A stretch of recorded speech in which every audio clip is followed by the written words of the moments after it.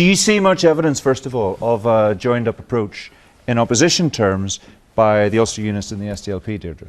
Not to date, no. I think. And does that matter? Well, it does matter, because I think most people broadly welcome the idea of an opposition, the idea that the opposition could bring coherence, shine a light into the lack of delivery of government, and we haven't seen that yet. It's quite clear, though, from the discussion that Sinn Féin and the DUP have signed a non-aggression pact.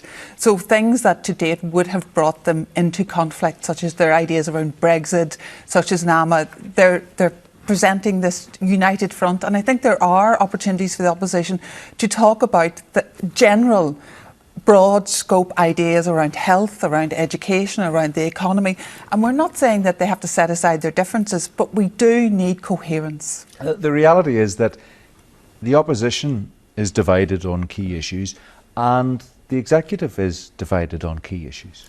Well, Colm Eastwood said that it's not necessary for the opposition parties to be united to scrutinise the government, and that's certainly true. But ultimately, an opposition has to be a credible alternative government, and in our system, that means a nationalist and a unionist party. So they do ultimately have to work towards some kind of common platform that makes it look like. But maybe they could 3 replace. months in, with almost 5 years to go, we don't need to worry about that just yet. Yes, you don't need to worry about that just yet, but they do need to start working towards that, and we would soon need to see some effort of prospective coalition building, no power sharing, if you like. They need to start looking like an alternative to the DUP and Sinn Féin. Otherwise, they will just be carping on the sidelines. Although the executive is unusually vulnerable to that. They're very touchy to criticism for two parties that are so totally in control. Well, the opposition shouldn't necessarily be seen as negative. They should be viewed as positive, putting forward alternative ideas, for example.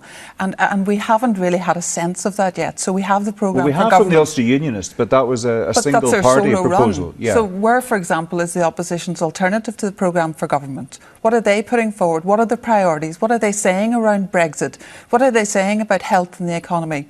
There isn't a coherence, and there should be. It's no accident that most parliamentary democracies have an opposition, because they're there to scrutinise, they're there to hold to account, and they're there for transparency. And that's what most people want to see. And we shouldn't be squeamish about our opposition parties working together, because we have a different system. They're not fishing in the same electoral pool. They will have to work together if there's any prospective change of government. So they do need to start building a joint platform. And ultimately, the people that will benefit from this will be the electorate, because they will begin to see progress. They'll begin to see people ask the questions that they want to ask. Or just have the idea that the government could actually change at some point in the distant future. And indeed, it's not about policies, it's about delivery. I think most people who are watching at home are saying, we want to see the delivery. Where's the shared future strategy? Where's the childcare strategy? Where are these things that we've been promised year on year on year? And yes, it is 9 years later and we're waiting on these things. There is always a temptation, I suppose, from an opposition's point of view, to just simply sit back and wait for events to trip up the government. Yes, I mean, let's face it, already there have been quite a few events that have been proven to be quite difficult for the DUP and Sinn Féin. But we're not in a Buggins turn parliament. It's not like Westminster, where eventually the electorate will get sick, or the swing electorate will get sick of the party in power and switch to another one. Because of our power sharing system and because of our divided society, we don't have that kind of pendulum to rely on. And plus, for the opposition, there is a golden opportunity to come together and say, what, for example, are they saying Northern Ireland need to be pushing for in terms of the negotiations around Brexit? What are their ideas? What are they saying are the red lines for Northern Ireland? We would expect to see a policy document. We're not saying they have to agree on everything, but these are big headline issues where there needs to be some coherence. Yeah, and just the final point on this is that the challenge for all of the parties, but maybe particularly for the opposition party, is that the Assembly is going to get smaller at the next election. Fianna Fáil says it's going to fight the next election up here as well.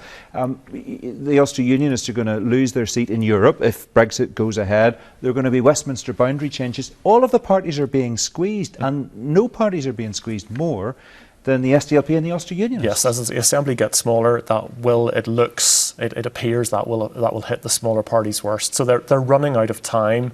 When you said that they've got 5 years to present an alternative platform for government, no, it's a bit more urgent than that.